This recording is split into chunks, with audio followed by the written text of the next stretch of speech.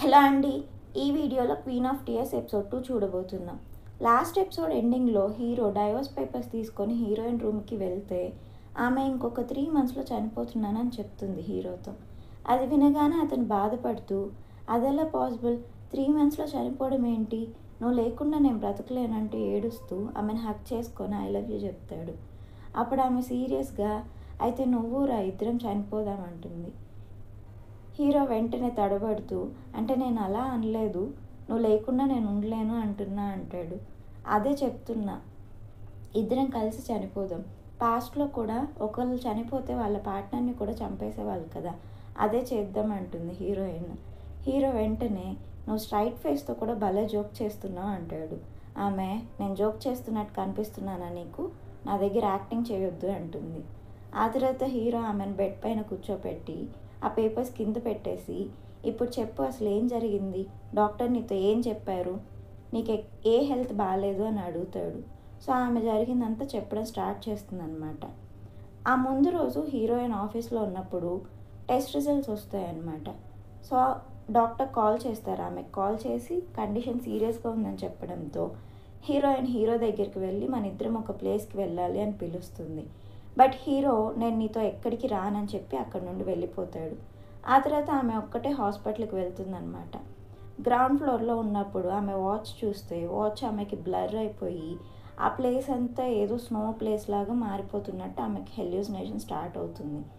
అలా కొద్దిసేపు తర్వాత కళ్ళు తెరిచి చూస్తే ఆమె డాక్టర్ రూమ్లో డాక్టర్కి ఎదురుగా కూర్చో ఉంటుంది. డాక్టర్ ఆమె కండిషన్ ఎక్స్ప్లెయిన్ చేస్తూ ఉంటే ఆమె, ఒక్క నిమిషం ఆగండి, నేను గ్రౌండ్ ఫ్లోర్లో ఉన్నాను కదా, ఇక్కడికి ఎప్పుడు వచ్చాను అంటుంది.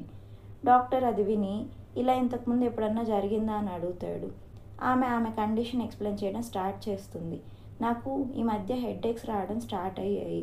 అలా హెడేక్స్ వచ్చినప్పుడల్లా నేను ఏం చేస్తున్నానో మర్చిపోతున్నా. అలా కొన్ని అవర్స్ నాకు తెలియకుండానే గడిచిపోతున్నాయి. మెమరీ మర్చిపోతున్నాను అని చెప్తుంది ఆమె. ఇలా మర్చిపోవడం వల్ల నేను ఒక ఇంపార్టెంట్ మీటింగ్ కూడా మిస్ అయ్యాను అని చెప్పి, లాస్ట్ టైం హీరో ఆమెను లాబీలో కలుద్దామని చెప్పినప్పుడు ఆ విషయం మర్చిపోతుందనమాట. ఆమె అసిస్టెంట్ వచ్చి గుర్తు చేశాక ఆమె అక్కడికి లేట్గా వెళ్ళి చూస్తే అక్కడ హీరో ఉండడు. అలా ఆమె ఫ్యూ అవర్స్ ఏం జరుగుతుందో మర్చిపోతూ ఉండడం డాక్టర్కి ఎక్స్ప్లెయిన్ చేస్తుందన్నమాట. అప్పుడు డాక్టర్, మీకు క్లౌడ్ సైటోమా అనే రేర్ డిసీజ్ ఉంది. ఇది వరల్డ్లోనే చాలా రేర్ డిసీజ్. కొరియాలోనే మీరే first patient. Tumour cells spread అవ్వడం వల్ల బ్రెయిన్లో మీకు ఈ టెంపరీ మెమరీ లాస్ జరుగుతుంది అని చెప్తాడు అతను. అప్పుడు హీరోయిన్, సరే ఇది నార్మల్ పీపుల్ కండిషన్ కదా, నాకు ఇలాంటి డిసీజ్ వచ్చింది కాబట్టి ట్రీట్మెంట్ గురించి చెప్పండి, అండ్ నేను మీకు ఎంత డబ్బు కావాలని ఇవ్వగలుగుతాను అంటుంది. డాక్టర్, ఇది చాలా రేర్ డిసీజ్, ఎంత ట్రై చేసినా క్యూర్ చేయలేం, మెడిసిన్ లేదు ప్రజెంట్ అయితే వరల్డ్లో అని చెప్తాడు. ట్యూమర్ సెల్స్ స్ప్రెడ్ అయ్యే కొద్దీ మీకు ఇంకా మెమరీ లాస్ ఎక్కువ అవ్వడం, హెల్యూసినేషన్స్ ఇంకా ఎక్కువ అవ్వడం, మీ పర్సనల్ బిహేవియర్ కూడా చేంజ్ అవుతుంది అని చెప్తాడు అతను. ఆమె, మీరు నేను చనిపోతాను అన్నట్టు మాట్లాడుతున్నారు, నాకు ఇంకా ఎంత టైం ఉంది, పర్లేదు చెప్పండి అని అడిగితే డాక్టర్, ట్యూమర్ సెల్స్ స్ప్రెడ్ అవ్వడం చూస్తుంటే మీకు ఇంకా 3 months టైం ఉందని చెప్తాడు. అది వినగానే ఆమె షాక్ అవుతుంది. ఇదంతా హీరోకి ఎక్స్ప్లెయిన్ చేస్తుంది అనమాట ఆమె.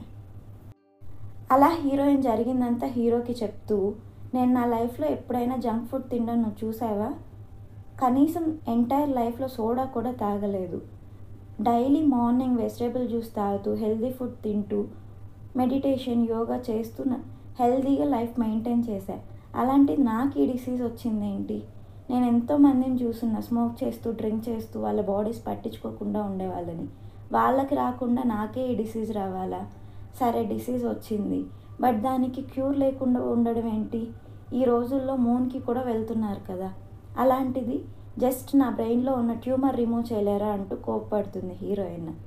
అప్పుడు హీరో, సరే నీ కోపం అర్థమైంది, రేపు మార్నింగ్ ఒకసారి మళ్ళీ హాస్పిటల్కి వెళ్ళి డాక్టర్తో మాట్లాడి కన్ఫర్మ్ చేసుకుందాం, ఇద్దరం కలిసి వెళ్దాం అంటాడు. అంతా మర్చిపోయి ఇప్పుడు నిద్రపో అంటే ఆమె, మర్చిపోయి నిద్రపోవడం అంత ఈజీ అనుకుంటున్నావా అంటుంది. హీరో, అవును నాకు కూడా షాకింగ్గా ఉంది, నాకు కూడా ఇవాళ నిద్ర పట్టదు అంటాడు. బట్ రియాలిటీ మాత్రం అతను బాగా నిద్రపోయి మార్నింగ్ లేచి, నిన్నటితో పోలిస్తే ఈరోజు డిఫరెంట్ ఫీలింగ్ వస్తుంది అని చెప్పి మిర్రర్ దగ్గరికి వెళ్ళి, ఇంకొక 3 మంత్స్‌లో డైవర్స్ తీసుకోకుండానే ఈ నరకం నుండి నేను రిలీజ్ అవ్వబోతున్నా అంటూ అతను హ్యాపీగా ఫీల్ అయ్యి, నవ్వకూడదు, స్మైల్ మెయింటైన్ చేయకూడదు, ఆమెతో పాటు చనిపోవాలని ఉందా నీకు, సాడ్‌గా ఉండు అని చెప్పుకొని మిర్రర్ చూస్తూ సాడ్ ఫేస్ పెట్టుకొని హీరోయిన్ రూమ్‌లోకి వెళ్తాడనమాట. ఆమె ఇంకా నిద్రపోవడం చూసి ఎప్పుడు ఇంత లేట్‌గా నిద్రపోదే అనుకుంటూ ఆమె దగ్గరగా వెళ్ళి ఆమె అసలు బ్రీత్ చేస్తుందా లేదో చెక్ చేయడానికి వెళ్తాడనమాట. అలా క్లోజ్‌గా వెళ్ళి ఆమెను చెక్ చేస్తూ ఉంటే హీరోయిన్ కళ్ళు తెరిచి ఏం చేస్తున్నావు అంటుంది. సో అతను కంగారు పడుతూ ఆమెను కిస్ చేసి మార్నింగ్ కిస్ అని చెప్పి గుడ్ మార్నింగ్ చెప్తాడు. అప్పుడు హీరోయిన్ పైకి లేచి, ఇలా చేస్తున్నావు అంటే మంచి మూడ్లో ఉన్నట్టున్నావు, నైట్ బాగా నిద్రపోయినట్టున్నావు, స్కిన్ కూడా మెరుస్తుంది అంటుంది. అతను టెన్షన్ పడుతూ, నేనా, లేదే, అస్సలు నాకు నిద్ర పట్టలేదు అంటూ కవర్ చేస్తాడనమాట. ఆ తర్వాత వాళ్ళిద్దరూ హాస్పిటల్కి బయలుదేరుతారు. అప్పుడు హీరోయిన్, నీకు వార్నింగ్ ఇస్తున్నా, ఈ విషయం నీకు ఒక్కడికే తెలుసు, సో ఇంకెవరికన్నా తెలిసిందంటే అది నీ తప్పే అవుతుంది అని చెప్తుంది. అప్పుడు హీరో, మీ ఫ్యామిలీకి విషయం చెప్పవా, సీక్రెట్గానే మెయింటైన్ చేస్తావా అని అడిగితే ఆమె, మా ఫ్యామిలీకి విషయం అస్సలు తెలియకూడదు, నేను 1 ట్రిలియన్ క్లబ్ రీచ్ అవ్వడానికి క్లోజ్గా ఉన్నా, 1 ట్రిలియన్ క్లబ్ రీచ్ అయితే మా గ్రాండ్ ఫాదర్ డిపార్ట్మెంట్ స్టోర్స్ మా ఫాదర్కి బదులు నాకు ఇస్తానని చెప్పారు, ఆ ఛాన్స్ మిస్ చేసుకోమంటావా, అసలు ఈ విషయం మా ఫ్యామిలీలో తెలిస్తే నన్ను వెంటనే అక్కడ నుండి గెంటేస్తారు, నా ఆస్తుల కోసం గొడవ పడడం స్టార్ట్ చేస్తారు, నేను చచ్చిన ఈ విషయం బయటకు తెలియకూడదు, మా ఫ్యామిలీకి అస్సలు తెలియకూడదు అంటుంది. ఆ నెక్స్ట్ సీన్లో హీరోయిన్ బ్రదర్ అయిన హంగ్సోచుల్ని వాళ్ళ గ్రాండ్ ఫాదర్ పిలుస్తారనమాట మాట్లాడడానికి. అతను అతని వైఫ్తో, మా గ్రాండ్ ఫాదర్ ఇప్పుడు ఎందుకు పిలుస్తున్నారు నన్ను మాట్లాడడానికి, ఏం చెప్తారు, నా కాఫీ డీల్ ఫెయిల్ అయిందని తిట్టడం స్టార్ట్ చేస్తారా, నాకు భయంగా ఉంది అంటూ టెన్షన్ పడుతూ ఉంటే వాళ్ళ వైఫ్, ఏం కాదు, వెళ్ళి ధైర్యంగా మాట్లాడండి అని చెప్తుంది. అలా అతను వాళ్ళ గ్రాండ్ ఫాదర్ రూమ్కి వెళ్తే వాళ్ళ గ్రాండ్ ఫాదర్ అతన్ని తిట్టడం స్టార్ట్ చేస్తాడు. నువ్వు మరీ ఇంత యూజ్లెస్ ఏంటి అంటే, హంగ్సోచుల్, ఆ కాఫీ బ్రాండ్ ఫెయిల్ అవుతుందని నేను అనుకోలేదు అని చెప్తే అతను, దేని గురించి నువ్వు మాట్లాడేది, నువ్వు కార్పొరేట్ ట్యాక్స్ ఫైల్ చేస్తూ 8 మిలియన్ ఓన్ ఎక్స్ట్రా పే చేసావు, బెక్యూనో ఈ విషయం చూసి నాకు వచ్చి ఇన్ఫామ్ చేశాడు, అతను కానీ చెప్పకపోయింటే ఆ 8 మిలియన్ మనీ వేస్ట్ అయి ఉండేది, నేను దాని గురించి తిడుతున్నా, ఏంటి ఆ కాఫీ బ్రాండ్ ప్లాన్ కూడా ఫెయిల్ చేసేసావా, నువ్వు దేనికి పనికిరావా, ఆన్సర్ చేయంటూ అతను తిట్టడం స్టార్ట్ చేస్తాడు. అతని తిట్లు విని హంగ్సోచుల్కి ఏం మాట్లాడాలో కూడా తెలియక టెన్షన్ పడుతూ కింద పడిపోతాడు. హాస్పిటల్లో ఉన్న హంగ్సోచుల్ని వాళ్ళ మదర్ విజిట్ చేసి పానిక్ అటాక్ ఎందుకు వచ్చింది, అసలు ఏం జరిగిందని అడిగితే అతను, ఇదంతా బెక్యూనో వల్లే, నేను ట్యాక్స్ పే చేసేటప్పుడు 8 మిలియన్ ఓన్ ఎక్స్ట్రా చూసుకోకుండా పే చేసేసాను, అది వెంటనే వెళ్ళి అతను గ్రాండ్ ఫాదర్కి చెప్పేశాడు అని చెప్తే ఆమె సీరియస్గా, ఆ బెక్యూనో ఎక్కడున్నాడు అని అరుస్తుంది. అటు హీరోయిన్ హాస్పిటల్కి వెళ్ళి మళ్ళీ టెస్ట్ చేపిస్తే డాక్టర్, మీరు ఎన్నిసార్లు టెస్ట్ చేయించినా రిజల్ట్స్ మాత్రం సేమ్, ఆమె బ్రెయిన్లోని ట్యూమర్ సెల్స్ బాగా స్ప్రెడ్ అవుతున్నాయి, 3 మంత్సే టైం ఉంది అని చెప్తూ ఉంటే హీరోయిన్, నేను బయటకు వెళ్ళిపోతున్నా, ఇంకా వినలేనని చెప్పి వెళ్ళిపోతుంది. అప్పుడు హీరో, ఎగ్జాక్ట్గా చెప్పండి డాక్టర్, ఆమెకి ఎంత టైం ఉందో కన్ఫర్మ్ చేసి చెప్పండి, 3 మంత్సేనా, మీరు చెప్పే ఆన్సర్ మీద నా లైఫ్ డిపెండ్ అయ్యి ఉంది అంటాడు. అటు హీరోయిన్ హాస్పిటల్ నుండి రిటర్న్ ఆఫీస్కి వెళ్ళేసరికి అక్కడ వాళ్ళ మదర్ ఉంటుందన్నమాట. మీ హస్బెండ్ ఎక్కడ అని ఆమె అడిగితే హీరోయిన్, ఏం జరిగింది, ఎందుకు ఇక్కడికి వచ్చావు అని అడుగుతుంది. హంగ్సోచుల్కి పానిక్ అటాక్ వచ్చింది, అతను ట్యాక్స్ పే చేసేటప్పుడు 8 మిలియన్ ఓన్ ఎక్స్ట్రా పే చేశాడని మీ హస్బెండ్ అబ్జర్వ్ చేస్తే అది వెంటనే గ్రాండ్ ఫాదర్కి చెప్పేయాలా, కామ్గా ఇగ్నోర్ చేయలేడా, ఇదంతా మీ ఇద్దరు కావాలనే చేస్తున్నారు కదా అంటుంది. అప్పుడు హీరోయిన్, ఇలాంటి చిన్న చిన్న విషయాలు పట్టించుకునే అంత టైం నాకు లేదు, నేను ఒక సీరియస్ మ్యాటర్ని డీల్ చేస్తున్నా, అయినా మీరు నన్ను రెచ్చగొట్టొద్దు, మీరు ఇలాగే నన్ను రెచ్చగొడితే హంగ్సోచుల్ని మిమ్మల్ని ఏం చేస్తాను నాకే తెలీదు అంటుంది హీరోయిన్. అప్పుడు ఆమె, సరే ఇప్పుడైతే కామ్గా వెళ్ళిపోతున్నా, బట్ ఈ విషయాన్ని ఇలాగే వదిలేస్తాను అనుకుంటున్నావా, నేను చేయాల్సింది చేస్తా అని చెప్పి వెళ్ళిపోతుంది. నెక్స్ట్ సీన్లో హీరో ఫ్రెండ్ హీరోని మీట్ అయ్యి, నేను నా లైఫ్ రిస్క్ చేసి మరీ నీకు డైవర్స్ రావడానికి హెల్ప్ చేస్తాను, కోర్టులో నీ తరపున నేను వాదిస్తాను అంటే హీరో, నాకు ఇప్పుడు డైవర్స్ అవసరం లేదు, దేవుడు నాకు ఇంకొక దారి చూపించి గిఫ్ట్గా ఇచ్చాడు అని చెప్పి హీరోయిన్ చనిపోబోతున్న విషయం చెప్తాడనమాట. అది వినగానే హీరో ఫ్రెండ్ అయితే ఆమె చనిపోయాక క్వీన్స్ గ్రూప్ని నువ్వు టేక్ ఓవర్ చేస్తావా అంటే హీరో అది కుదరదు, నాకు రూపాయి కూడా రాదు, మా పెళ్ళికి ముందే ఆమె ఆల్రెడీ వీలునామా రాసేసింది, 3 monthsలో ఈ నరకం నుండి హ్యాపీగా బయటపడుతున్నా, అదే చాలు, నాకు డబ్బులేం అవసరం లేదు అంటాడు. అప్పుడు హీరో ఫ్రెండ్ అలా ఎందుకు అనుకుంటున్నావు, దేవుడిచ్చిన ఈ గిఫ్ట్ని బాగా యూటిలైజ్ చేసుకో, ఈ 3 months ఆమెను బాగా చూసుకొని ఆమె మైండ్ చేంజ్ అయ్యేలా చేసి వీలునామా నీ పేరు మీద రాపించేలా చెయ్యి అంటాడు. సో హీరో నెక్స్ట్ సీన్లో బొకే తీసుకొని హీరోయిన్ దగ్గరికి వెళ్ళి ఈరోజు మన వెడ్డింగ్ యానివర్సరీ, హ్యాపీ యానివర్సరీ అంటే ఆమె వెడ్డింగ్ యానివర్సరీ రోజు ఫ్లవర్స్ ఇచ్చుకునేంత మంచి మ్యారేజ్ లైఫ్ అమ్మంది అంటుంది. హీరో ఇప్పటి వరకు లేదు బట్ ఇప్పుడు చేసుకుందాం అని చెప్పి ఆమెకు ఫ్లవర్స్ ఇచ్చి హ్యాపీ యానివర్సరీ చెప్పి వెళ్ళిపోతాడు. నెక్స్ట్ డే నుండి అలా హీరో ఆమెని బాగా చూసుకోవడం స్టార్ట్ చేస్తాడనమాట. బ్రేక్ఫాస్ట్ కూడా ఆమె పక్కనే కూర్చొని ఆమెకు తినడానికి హెల్ప్ చేస్తూ ఉంటాడు. వాళ్ళిద్దరు అంత క్లోజ్గా ఉండడం చూసి అక్కడున్న సర్వెంట్స్ కూడా షాక్ అవుతారనమాట. ఆ తర్వాత ఆఫీస్లో అతను ప్రజెంటేషన్ ఇస్తున్నప్పుడు హీరోయిన్ వాటర్ తాగుతూ దగ్గితే అతను వెంటనే ప్రజెంటేషన్ స్టాప్ చేసేసి ఏమైంది, వెంటనే అంబులెన్స్ కాల్ చేయండి అంటాడు. హీరోయిన్ ఏం కాలేదు, జస్ట్ దగ్గు వచ్చింది అంతే అంటే హీరో మళ్ళీ సరే అంబులెన్స్ వద్దని చెప్పి ప్రజెంటేషన్ కంటిన్యూ చేస్తాడనమాట. ఆ నైట్ కూడా ఆమె కార్ కోసం ఆఫీస్ బయట వెయిట్ చేస్తూ ఉంటే హీరో అక్కడికి వచ్చి ఆమెకు అతను కోట్ ఇచ్చి ఇంత చలిగా ఉన్నప్పుడు బయట ఎందుకు వెయిట్ చేస్తున్నావు, లోపలే ఉండొచ్చు కదా, నీ హ్యాండ్స్ ఏంటి ఇంత కోల్డ్గా ఉన్నాయంటూ ఆమె దగ్గర ఉంటాడనమాట. ఆ తర్వాత కార్ వచ్చాక ఆమెను కార్లో కూర్చోబెడతాడు. అదంతా చూసిన హీరోయిన్ ఏంటి నువ్వు చేస్తుంది, కేరింగ్గా యాక్ట్ చేయొద్దు అని చెప్పాను కదా, నీ యాక్టింగ్ ఆపు అంటుంది. ఆ నైట్ ఫ్యామిలీ డిన్నర్ జరుగుతూ ఉంటుందన్నమాట. అప్పుడు హీరోయిన్ మదర్ నువ్వు నా ప్లేస్లో నీ డిపార్ట్మెంట్ స్టోర్ బిల్డ్ చేస్తున్నందుకు నేను కేసు ఫైల్ చేశాను అంటుంది. హీరోయిన్ అదేంటి, మనం ఆల్రెడీ డిస్కస్ చేసుకున్న తర్వాతే కదా బిల్డింగ్ కన్స్ట్రక్షన్ స్టార్ట్ అయింది, ఇప్పుడు పర్మిషన్ ఇవ్వనంటావేంటి, బిల్డింగ్ కన్స్ట్రక్షన్ కూడా వస్తుంది అని చెప్తే ఆమె అప్పుడు పర్మిషన్ ఇచ్చాను బట్ నాకు ఇప్పుడు ఇవ్వాలని లేదు, కేసు ఫైల్ చేసేసాను అంటుంది. హీరోయిన్ పైకి లేచి టెన్షన్ పడుతూ ఆల్రెడీ పర్మిషన్ ఇచ్చాకే కదా నేను కన్స్ట్రక్షన్ స్టార్ట్ చేసింది, ఇప్పుడు కాదంటే నేను ఎలా చేయాలని సీరియస్ అవుతుంది. హీరోయిన్ మదర్ మాట్లాడబోతూ ఉంటే హీరో వెంటనే పైకి లేచి మీరు ఆల్రెడీ కేసు ఫైల్ చేశారు కాబట్టి మేము ప్రాసెస్ చేసి రిప్లై ఇస్తాం, బట్ ఈ విషయం మీడియాకి తెలిస్తే స్టాక్ ప్రైస్ ఫాల్ అయిపోతుంది, నేను ఈ విషయం గ్రాండ్ ఫాదర్కి చెప్తాను అంటాడు. అలా చెప్పి హేన్కి కొంచెం హెల్త్ బాగాలేదు, మమ్మల్ని ఎక్స్క్యూజ్ చేయండి అని చెప్పి అక్కడ నుండి హీరోయిన్ని తీసుకెళ్ళిపోతాడు. బయటికి తీసుకొచ్చాక హీరోయిన్తో ఈ విషయం మీ ఫ్యామిలీకి తెలియకుండా సీక్రెట్గా మెయింటైన్ చేయాలనుకున్నావు కదా, మరి అందరి ముందు అలా టెన్షన్ పడుతూ మాట్లాడితే ఎలా అంటే హీరోయిన్ నిజమే నేను అవుట్ ఆఫ్ క్యారెక్టర్ మాట్లాడా, బట్ నీ సంగతి ఏంటి, ఎప్పుడూ లేని నువ్వు మా మదర్తో వాదించి నాకు సపోర్టింగ్గా మాట్లాడావేంటి, నువ్వు నా కోసం ఇంత కేర్ చేస్తున్నట్టు యాక్ట్ చేయొద్దు, నువ్వు ఎప్పుడు ఎలా ఉంటావో అలాగే ఉండని చెప్పి వెళ్ళిపోతుంది. ఆ తర్వాత హీరో ఫ్రెండ్ని మీట్ అయ్యి నేను ఎంత ట్రై చేసినా మా మధ్య వర్కౌట్ అవ్వదు అని చెప్తే హీరో ఫ్రెండ్ 3 years బ్యాక్ మీరు లవ్ చేసుకునే కదా పెళ్లి చేసుకుంది, సో మళ్ళీ ట్రై చేయంటే హీరో నిజమే 3 years బ్యాక్ మేము ఎంత లవ్ చేసుకున్నాం కాబట్టి పెళ్లి చేసుకుంటే ఇప్పుడు ఆ లవ్ ఎట్లా వెళ్ళిపోయిందో అర్థం కావట్లేదు అంటాడు. అటు హీరోయిన్ ఫాదర్ హీరోయిన్ మదర్తో హేయిన్తో మరీ అంత హార్ష్గా ఉండొద్దు అంటే ఆమె మరి ఇంకెలా ఉండమంటారు, నా బిడ్డ సువాన్ చనిపోయిన విషయం నేను ఒక్క నిమిషం కూడా మర్చిపోలేదు, సో ఆమెతో నేను బాగుంటానని ఎక్స్పెక్ట్ చేయొద్దు అంటుంది. వాళ్ళిద్దరి మాటలు హీరోయిన్ విని బాధపడుతుందన్నమాట.